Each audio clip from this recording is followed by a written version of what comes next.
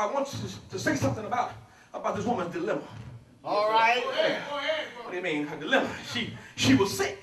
Yeah. She was suffering. And she was worn out. She had this issue of blood for 12 years. And your sickness that you have through life, it becomes one of life's greatest interrupters. What do you mean? It interrupts your plans. It interrupts your dreams. Anybody praying with me? It interrupts your hopes for the future. Sickness is one of life's greatest interruptions. And for 12 years, this woman's life has been interrupted. It has been rendered she has been rendered ceremonially unclean. And it has restricted both her religious life and her social life. What do you mean? She was only about a step and a half away from being a leper. No, ain't helping me in here. Listen, Mark, when you look at Mark in our text, Mark called it a plague. And that word plague in the original text means to whip. Somebody say whip. And so what he is saying is that in Mark chapter 5 is that for 12 years this sickness, this issue of blood had been whipping the life out of her. And maybe I ought to raise the question this morning, what in the world is plaguing you? What in the world is plaguing you and whipping life out of you? And what is literally whipping the life out of you this morning? Because what is whipping you is your issue.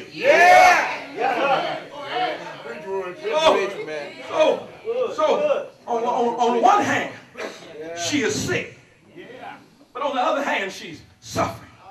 So the Bible tells me and tells us that she has gone from doctor to doctor. And she suffered many things at the hands of many physicians.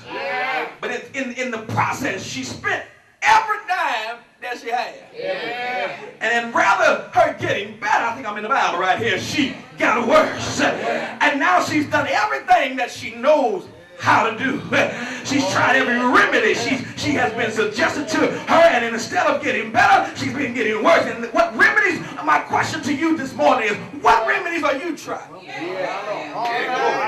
What remedies are you trying to heal that which ails your soul? What doctors are you seeing? Because see, Brother, we have gotten off from going to see Dr. Jesus. We call on Dr. Prosperity and Dr. Pleasure and Dr. Popularity. But she's gone from doctor to doctor, and instead of getting better, good God Almighty, she's gotten worse. And the process, she spent every dime that she's had. Yes, sir. Look at your neighbor and tell her she's broke.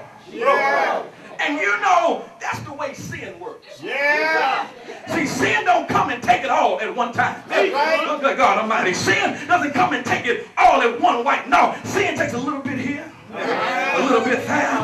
It takes a little bit at a time. But baby, let me share something with you. It won't stop until it's got everything that you got. So you don't believe me? Sin, baby, will rob you of your health.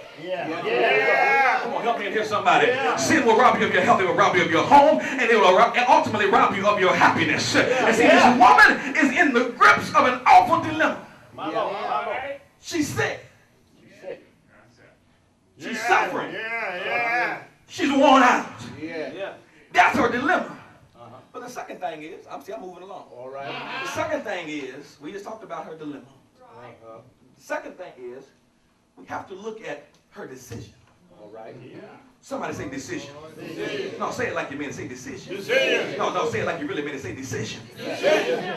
Because on this never to be forgotten day, all right, perhaps someone comes and knocks on her door. All right. Early that morning. It probably was a girlfriend, Dr. Rogers. A girlfriend come knocking on her door and tell her, girl, I think you ought to get up and get dressed. And I can see the one with the issue saying, girl, go on back to bed and go on back home and get in your bed and rest a while. I'm sleeping. No, you need to get up here because we had glory. Because I had God Almighty. I had that there's a man passing through town and get up, girl, because this fella that's passing through town that I've been hearing about, this Jesus fella, y'all ain't praying with me. He's on his way to Jairus' his house and to see about his little girl. I can see her. I can see the woman issue her. Yeah.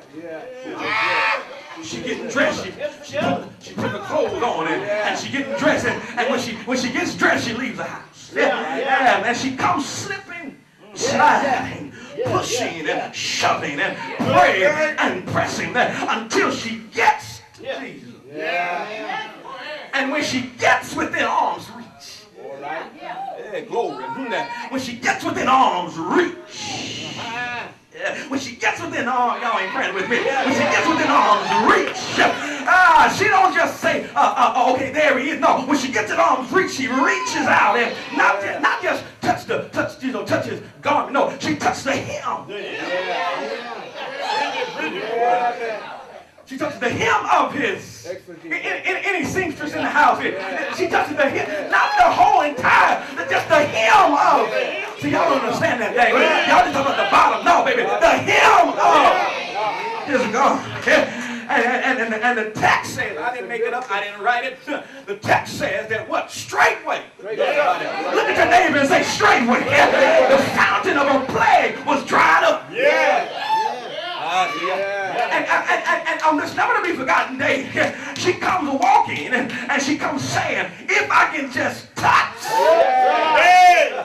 Y'all make me work too hard. Listen, she's saying within herself. You don't ever take my coat off, representing. She's saying within herself, if I can just touch. Look at your neighbor and say, if I can just touch. Glory. Touch his clothes. And look at how she brings to reality her decision. Look at the text. She comes talking to herself. She comes talking to herself.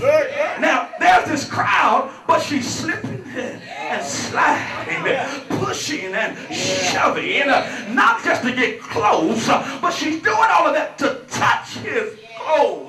Because she said, if I can, she said within herself, if I can just touch his clothes, she knew that she would be made whole.